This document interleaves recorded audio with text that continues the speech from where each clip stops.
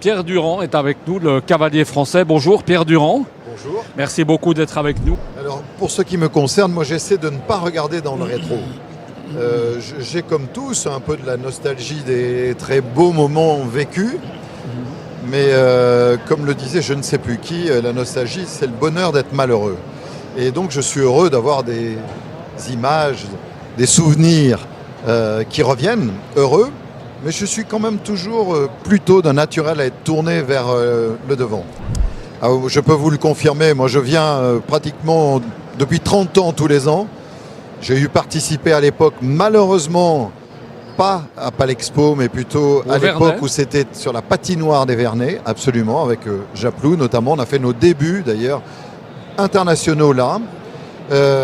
Effectivement, depuis que c'est venu ici à Palexpo, on peut considérer qu'en indoor, c'est ce qu'il y a de mieux qui se fait au monde. Alors, j'étais, vous l'avez compris, dans une situation quand même moi aussi très particulière, ayant une activité professionnelle, donc qui était très contraignante. De sorte que dans mon écurie, j'avais entre 3 et 5 chevaux maximum.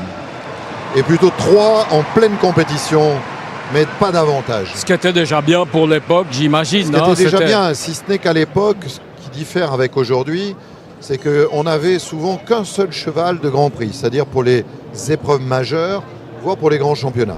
Pierre, aujourd'hui, alors il y a eu le film, on va pas forcément, enfin on peut y revenir, pourquoi pas, en 2013, avec Guillaume Canet évidemment, qui jouait tout simplement le rôle de Pierre Durand. Par exemple, il y a la statue de Japlou au musée olympique. Qu'est-ce qu'il y a d'autre? Il y a d'autres choses, le film, la statue, enfin je veux dire qu'on peut voir comme ça. On va pas y avoir un musée, non? Il y a eu 4 livres sur notre histoire depuis 30 ans et le dernier... il y a une petite dizaine d'années maintenant que j'ai écrit justement pour faire écho au film dans le film, comme je dis souvent, rien n'est vrai, rien n'est faux. Dans mon livre, tout est vrai. Donc c'était un petit peu pour sanctuariser la vraie histoire.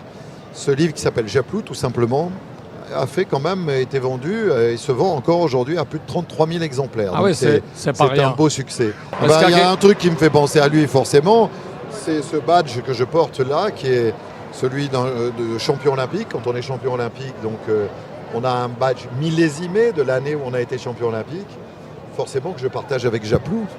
Donc il est bien évident que quand je le porte, il y a une part de Japlou qui est là, avec moi.